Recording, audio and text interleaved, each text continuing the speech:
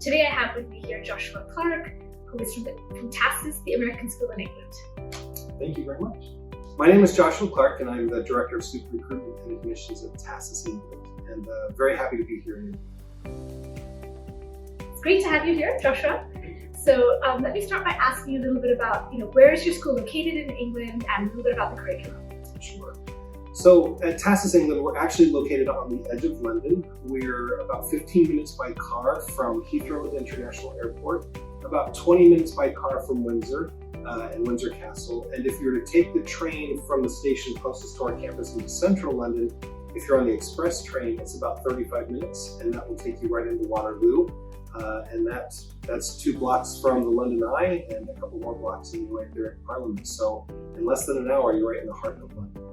Wow, that's incredible. And you obviously follow a very different curriculum than the standard British one. So if you can tell us a little bit about that, please. As an American school, we offer the American curriculum. We actually start at age 3 and we go all the way through to high school. And we start boarding at grade 8, which would be year age 13, or in the British system, year 9. And with the American curriculum, students can continue that through high school, and one option that they have available to them is to take advanced placement or AP courses.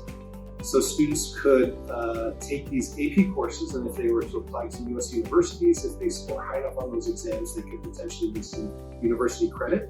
And if they're using the AP courses to apply to universities in the UK, Canada, or Europe, which many of our students do, they can still gain acceptance because it shows the level of rigor that the students are able to manage into going to more selective universities. The other option that students have is at the end of grade 10, they could then switch over and do our International Baccalaureate Diploma. And they would then do grades 11 and 12 or their last 2 years with us doing the IB. So they can either do the AP or IB, and they have the option of really finding what's the best fit for them and where they would show their strengths when applying for universities. So that's fantastic that you offer the American High School Diploma and the IB, and I assume that there's a lot of counseling that goes into the decision making, right, for students as well, because it's confusing at that age to be like, oh, I'm not sure, do I want to pick the IB or do I want to pick the APs? Right. I think, and one of the things that, at least when we're looking at American schools, what's unique about us is many times families have to choose either the IB or the AP before they go to the schools, because a lot of American schools either offer only one or the other. And since we offer both, the advantage is that they can come either in grade 9 or grade 10, get to know the American curriculum, but the teachers know both systems very well, and so they can sit down with the student and say, you're a better fit for the AP or you're a better fit for the IB, or they might even say you're a great fit for both, and it's just a matter of what your personal preference is, but at least the students are exposed to both, and so they're making a more informed decision rather than having to make a decision and then apply to the school that offers that. That's something really unique about TASIS, and thank you for sharing that. Can you tell me some other things that are very unique, and what kind of a student would thrive at TASIS? Yeah. So students that would thrive at TASIS would really be those that are in alignment with our mission. One really important part of what we do is we believe in personalizing the learning or the academic experience for every student. And so we don't have courses that all 9th grade students take or all 11th grade students take. We actually create bespoke schedules for every student. And what that means then is we have to get to know you as an individual, what your passions are, where you might need support, where you can actually thrive and go a little bit more and take more advanced courses. So we do have students that are able to take courses that are 2 or 3 levels above where their peers are. And we also have students that are getting support, whether it's because of English as an additional language, or if they may have a little bit less of an interest or a challenge in certain areas. So every student has a bespoke schedule on our campus. So that's one area that I think is unique for us. But where students would thrive would be those students who are willing to try new things. We have students from 60 different countries on our campus. And so we also really believe in making sure that students are leaving our school globally minded and really able to understand different backgrounds, different cultures. And thrive in that international community that the world is, right? Absolutely, yeah. And then the last part that we really believe in is helping students better understand not only the opportunities that they have by coming to a school like TASIS, but how they can then help others. And so we really believe in service leadership, and it's not just service or community service, but it's more service leadership where you are helping others to then help themselves and really make the world a better place. And that's the last part of our mission as well, is developing service leaders. And so it's students that are committed to doing something, whether it's helping the environment, helping society, helping the community, whatever it happens to be. That's fantastic, Joshua. So, families from India, of course, when they're sending their children so far away, safety is such a huge concern, and you're located in London. But again, on the other hand, British boarding schools have such a tradition of pastoral care, and there's so much time and energy invested into ensuring that the students are really taken care of. Can you please tell us a little bit about how it's designed with TASIS? Sure. So like every school in the UK, because UK actually has some of the strictest safeguarding laws in the world. And so there already is that standard of safety that you can expect. But so we have our 24 hours a day security that are available 365 days a year. We have our CCTV to make sure all around campus, and it's a walled campus. And so it's a way to make sure that everyone who is on campus are the people who are supposed to be on campus. But on top of that, we have layers of support, everything from house parents. We have advisory, where students are meeting with their advisors twice a week. We have grade level advisors, we have a team of students. And then on top of that, within the boarding houses, we have an online application that students use. So let's say, for example, it's a weekend and you wanted to, you're a student there, and you wanted to go to the music room and practice the piano, or you wanted to go to the gym and play some basketball. You would actually, before you leave the boarding house, you would log into the system and check out saying, I'm going to be going to the music room, or I'm going to be going to the gym. Or if you're going to one of the weekend activities, you would say the same thing, I'm going to London on this activity. So that way we always know where all of our students are. So if a parent happened to call and say, I tried to call Namita, she's not available, and we could say, oh, it's because she's in the gym and she doesn't have her phone with her, because we know where you are at all times. And so we want to make sure that we are helping out as part of being the in loco parentis, as it were, and making sure that we're taking care of the students as much as possible. And I guess the last thing I should say is, anytime the student goes into London or anything like that, it is always based on parent permission. So if the parent is not comfortable with the student going, then they just don't need to give permission, and then the student will be able to go. Okay, that's really good to know. So Joshua, families really look at boarding schools as like a stepping stone to higher education. It's a fantastic time for students to become independent, but with that would kind of be the comfort of a boarding school, and it just gives you the head start. Like a head start, and that teaches you to be independent, but with rules almost, right? Absolutely, yeah. So, but yes, eventually the goal is attending a particular higher education destination, or higher education institution. So if you can tell me a little bit about which kind of colleges students TASIS go to, and also the destination. So are they primarily applying to the UK or the US, Europe, or is it all over? No.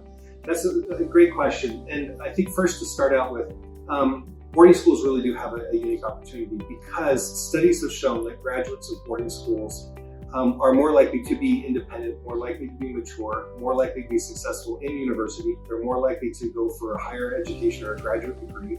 And they're also more likely to advance in their career, at least more quickly, and be more civically and philanthropically involved in their communities.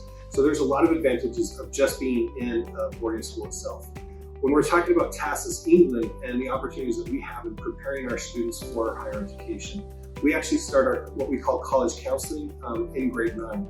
So in grades 9 and 10, students meet with their advisors twice a week. And college counseling will actually meet with those advisories 3 to 5 times a semester. So by the end of grade 10, you would have had 15 to 20 meetings with your college counseling office. So start to build that foundation of what country should I consider, what universities would be a good fit. We actually do several different surveys, personality surveys, that will help students better understand who they are, what they might want to major in for university, or maybe a career. Then when we get into grades 11 and 12, students will then start to have one-on-one meetings with their college counselor. Layered on top of that, we also have a career speakers series. And so we'll have CEOs of multinational companies, we will have scientists, we will have professional actors and actresses, multiple people coming onto campus to talk about their experience. And so students can ask them questions like, what did you major in at university, or what was your first job like? So they can start to imagine, if they wanted to do something similar, what that path might look like for them.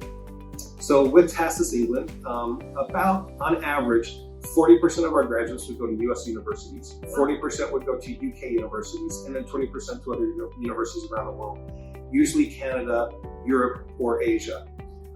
Now, when we're looking at destinations, what we did is we looked at the Times Higher Education World Rankings, and we looked at the top 100 universities in the world.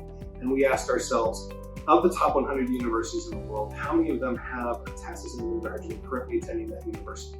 We're a small school with about 100 to 120 graduates a year, but we actually have students in over 50 of the top 100 universities. So if you're looking in the US, that would include universities such as Caltech, Stanford on the West Coast, University of Chicago in the Midwest, and then the Ivies on the East Coast.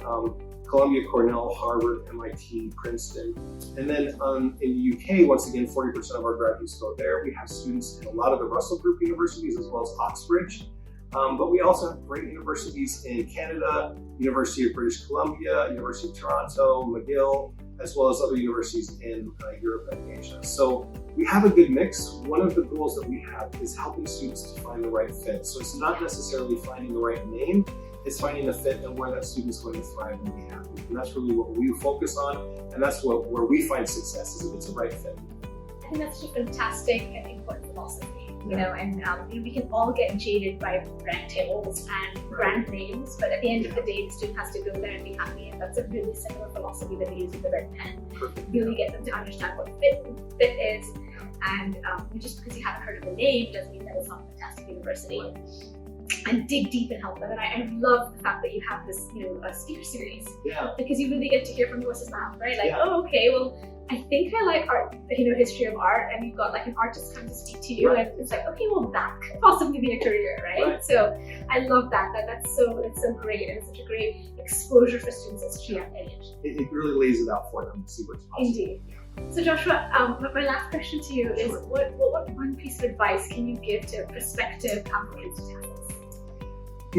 One of the things that we always recommend for students, and I'm going to break it into two, I'm going to potentially cheat here. First, I'd say as you're going through the application process, I would always say be true to yourself and be open and honest. And what we're looking for is fit, just like we talk about fit for university, we're looking for a fit at the school. And so the more we know who you are as an individual, the good, the bad, and everything in between, the better it is for us to know. And we know we're dealing with adolescents. We know that students are not going to be perfect. And so it doesn't, it's not going to harm your chances if you can say, I really enjoy this class, but I'm not very good in this class, or whatever you might consider to be a weakness. The other example I would give is, once you are at your school of choice, wherever that happens to be, is make sure you embrace all of the opportunities. This is important to do. Not only take advantage of the course offerings that are there, but look at the co-curriculars, look at the weekend activities, and really soak it all up, because this is an opportunity for you to really grow and mature, and those experiences are going to become who you are as an individual. So take it all in, embrace all that's there, and even try new things. If you're not a person that's going to do acting, do theater. If you're not a sports person, try out for a team. All of those things, and just expand your horizons.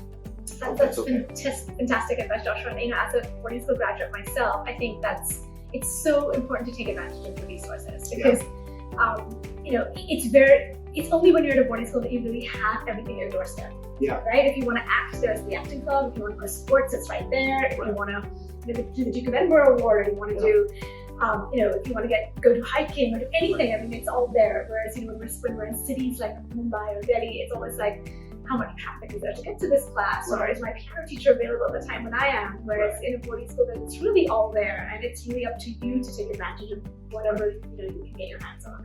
Yeah, and for me, it's been interesting to talk to alumni who've graduated 10, 20, 30 years ago, and they say, my career, which I'm super happy in, I didn't realize until I was in boarding school, because I tried this one thing. I learned to love hiking, and now I'm a forest ecologist, or whatever it is. But a lot of times, the passions you discover in boarding school can lead to your future career. And so it's that idea of exposing yourself so everyone can really see what's possible for your future is really worthwhile. Thank you so much, Joshua. Thank you.